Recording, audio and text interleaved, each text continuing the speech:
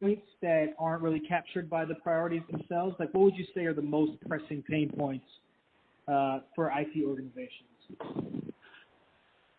I think one that we kind of underestimate is the human element. So IT organizations. And what about that? So like we're talking a lot about the switch from monolithic to service oriented, from pushing to production twice a year to pushing to production twice an hour, and also having a much larger base of users on any digital product than we've talked about in the past, and also having like integration across different parts of the application or product lifecycle, so that we're not just thinking of like a task, we're thinking of an entire chain of tasks. As that happens, there's the possibility, no matter how big or sophisticated your DevOps organization or motion is, that if they don't have the right tooling, so this is switching going from like, oh, it's just tooling to like the tooling really matters. If you don't have the right tooling, then your motion and your human architecture doesn't really matter, because the tool actually is what helps people collaborate, communicate, and stay sane. So if you're on call and it's the middle of the night and you're getting notified and like having to leave your bed or dinner table with your family, there better be a goddamn good reason. And it better actually have the information I can use to not only address the problem, but also bring in the right people in the right time. So like it does have an impact. When I was at Signal Effects, we were helping companies make decisions around their tooling, and it was largely based on this like human and culture element, like that they were doing it to kind of address not the problem of, hey, we have so much data or we have so many problems with downtime or outages. It's more like our teams are going to leave, they're going to strike because they don't have processes and tools that they can trust.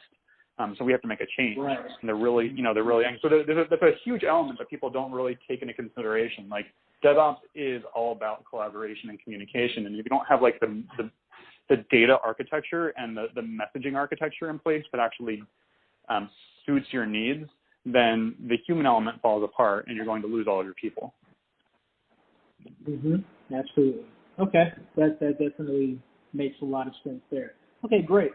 So, when you're taking all of that into account, so I know you have a lot of experience evaluating some of the different vendors against each other. What would you say are the top 3 selection factors that would be utilized to kind of differentiate them from each other? Sure. So I'd say, and we've talked about this a little bit already.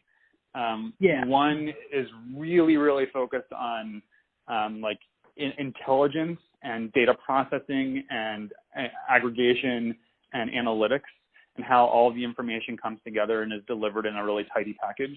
That's pretty important when it comes to just kind of making a decision around a tool that gives me the information I want and kind of like cuts through the garbage of culture problems. To just say, like, before we can even address culture problems, we have to address like, what information is even reaching the culture.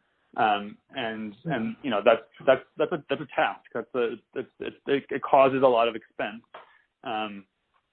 The second consideration is collaboration and communication. Like, are we able to kind of bring together, correlate both the incident notification and the incident response on a single platform, so that like those two things are kind of like dovetailed together, like that there's no break from one to the next. That kind of divorces itself from how clear the signal is, and it's more like how clear is the remediation process as a result of the incident notification. And I guess the third one would ultimately be price.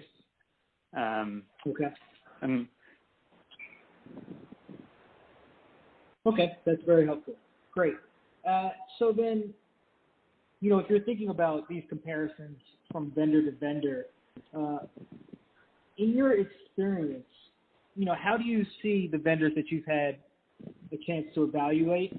How would you say they compare on price? Like, we'll start with the last one you brought up, price. How would the vendors you've considered compare on price?